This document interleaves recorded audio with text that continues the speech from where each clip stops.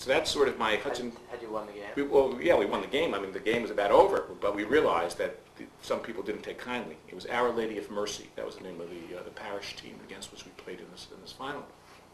So that's my understanding of anti-Semitism as a Jew growing up in Bayonne, New Jersey. I got to Yale, and the old campus was being discussed my first day, and I had a roommate across the hall, very nice fellow, very bright, not from New York, from Washington. And he made the pronouncement that he would be able to look at the old campus with names covered and tell me who was Jewish and who was not. And I was astonished by this, and I said, I can't believe this is possible. Never thought about the issue. He said, don't be silly. He said, trust me, as a Gentile, growing up in a Protestant family, I can tell. And it was astonishing. You know, his level of accuracy was well over 90%.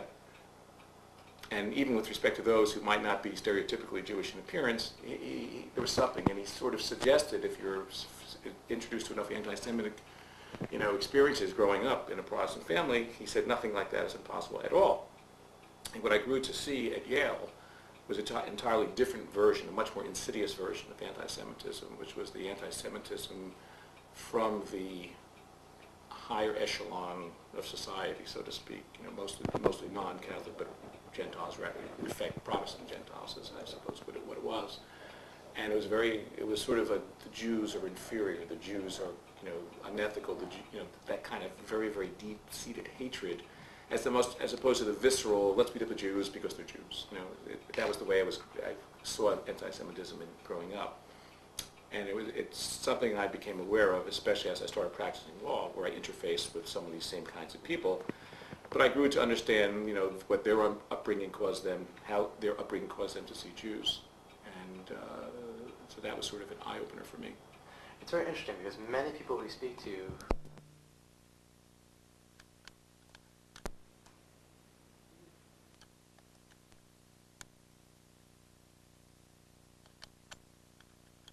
extent, for better or worse, I'm very sensitive, and part of being empathic is understanding how others see the world, how others feel, what others think. And I think the anti-Semitism I witnessed was never terribly overt. It's not as if people were singled out or any action was ever taken in accord with these feelings, but the feelings were there, the sentiments were there. I could see it in the eyes, I could hear it in the voice, I could look at the eyes and see the glances and know what that meant. So for some, they might say, didn't see it, didn't feel it. That's probably true. Didn't mean it wasn't there.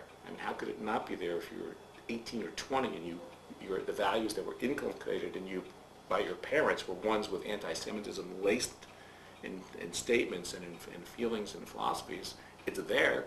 You might be smart enough to say, I better not act on it. You might be smart enough to say, this is a terrible thing that I feel this way, and I will try to repress the feelings as best I can. But the feelings are there. I think anyone who thinks for a second that they weren't there, it's just either obtuse or just never really witnessed it overtly, and thus it felt, well, I guess it wasn't there, but right. It was.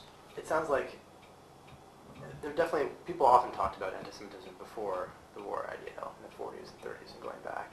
And after the war, it seems like it suddenly vanished and went underground. But that doesn't mean that it's not there. Well, it certainly was not absent in the late 60s. Right. And now another generation or so it could be substantially alleviated, at least at that level, and hopefully it is. That was my experience, at least.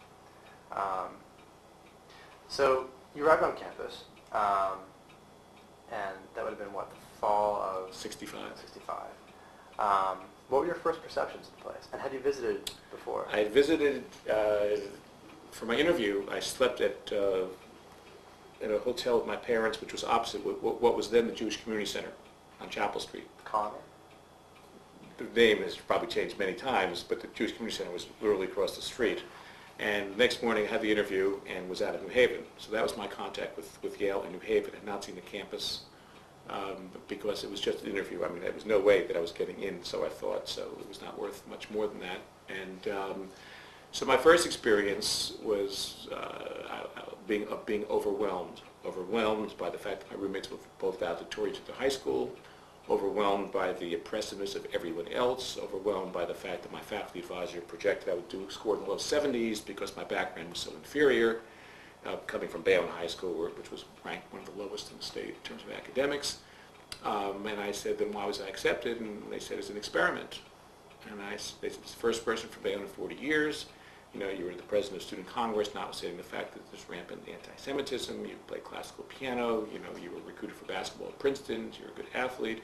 So it was sort of like, let's take a shot at this fellow. Plus, the interviews, the personal aspects of my life apparently were of some interest. So that was the initial feeling. I do recall part of my Bayonne background, although it sounds kind of silly, was pizzerias, because in Bayonne, there were pizzerias every block. So of course my first exercise at Yale was to determine where a local pizzeria would be that would be proximate to the campus. So someone told me about the Pizza House on Howe Street, which still exists. And I went to the Pizza House on Howe Street my first night, brought back a couple of pies, and I got back to my room and I said to my roommates, you know, you don't know what a wonderful feeling it was as I walked through the old campus, not fearing that one of my classmates would beat me up. Because in Bayonne High School, you could often be assaulted in the corridors. You know, I remember one time feeling this sharp object in my buttocks, and I turned around quickly enough to see a large woman with a pin caught in the act, but giving me this look, and what are you going to do about it? So that was like sort of a minor example, but there was once a big fight in gym class, and the teachers just sort of took 200 students and separated them so that the fighters could finish the fight. I mean, it was an insane way to grow up, but these were my experiences, so this seemed kind of civil. I was walking through the old campus at 10 o'clock at night and just was fearless. That was kind of a nice feeling, which I shared. No one could appreciate it. They didn't understand what it meant, but it meant a lot. So that was the experience, and I remember my first, during the orientation, Steve Van Woodward, the famous historian of the American South, was giving a lecture on the strange career of Jim Crow, a book I read during the summer. And I remember thinking to myself, here's one of the most famous historians in the country. I'm going to hear a lecture. And I sat down and then learned for the first time what a hiss was, which I had never experienced before. He was a dreadful speaker. He spoke with a southern accent. He was boring and he spoke slowly. But this is Steve Van Woodward. And within a minute, I heard the beginning of hisses. And then the sound became more rampant. And then I saw fellows walking out. And I just was so upset because what I realized it meant was that they were self-secure. They were so secure that they weren't impressed. This was Steve Van Woodward. He was boring, so the hell with him. They didn't mind showing disrespect, but they just left. And I said to myself, what am I getting myself involved in? First of all, I thought it was no matter how boring, it was the disrespect shouldn't be shown, but it really showed me the difference between those who were prepared for Yale and myself. So that was kind of a staggering academic experience just to watch these people walk out like that. And once you started your classes and got into those, I mean, what did you pursue academically, and what were your early experiences like? Well, my early experience was that the faculty people were exactly right. I did poorly. I mean, at Bayonne High School, a lot of kids, half of the school didn't go to college. I mean, 60 to 70% of Bayonne High School students were in the technical division. And those who did go on to college did not go to good schools. And those who didn't go to good schools, or those who went to mediocre schools, often flunked out. I mean, flunking out was a common phenomenon for Bayonne High School graduates. And I remember coming home for Thanksgiving and feeling very, very insecure academically, spending all my time working. And at the end of the first semester, when my grades were in the, I think low 70s across the board, my first feeling was, I didn't flunk out, I can't believe it, I didn't flunk out, etc. And then there was this moment of, but wait a second, you've always done well your entire life, and everything you've done, regroup. Your feelings of low self-esteem academically are warranted, but only to an extent. And if you work hard, so the next semester, I think I made the dean's list, not the next semester, but I think sophomore year, and I wound up doing reasonably well, working hard, but harder than most, because I was sort of compensating for not being brilliant and also for not having a first-rate academic background. But in any event, so the introduction to the academics at Yale, I think, was a big shock for me as well, because the quality of the students and the caliber of the work was beyond anything I'd experienced. And in other spheres of Yale life, either in politics or in social life, just kind of what did you focus on? I focused on Dwight Hall and the Yale Political Union. The Yale Political Union only because it was something that seemed like a good thing to do, so I was very active with the Liberal Party. But the Dwight Hall was something that really appealed to the essence of who I am, at least what I thought it was. And I worked with a friend of mine in developing the English tutoring, what was then called the English Tutoring Project. And basically we just arranged for Yale students to tutor non-English speaking New Haven students. So I liked not the administrative aspect, but hands-on tutoring where I would just meet with some children. Typically I took Spanish at Yale, so I worked with Puerto Rican children. And I would just meet them in their neighborhoods and then just try to teach English to them as best I could.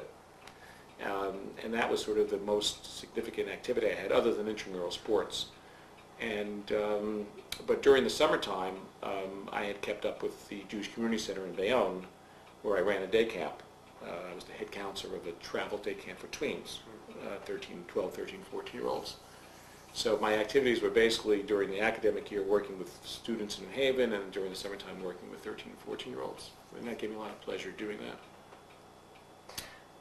Here's another question. It might be hard to answer, but I'm curious if you have a sense of kind of the breakdown of what the Jewish community at Yale was like at that time. So I know there was probably a pretty small group of students who were more observant.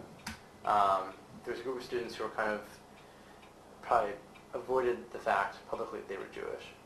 But I'm curious about kind of how you saw that environment. Well, the first year I remember having the Passover meals at the Kosher Kitchen, which was then in the basement of what must have been the Hillel building somewhere on the opposite side of Chapel Street.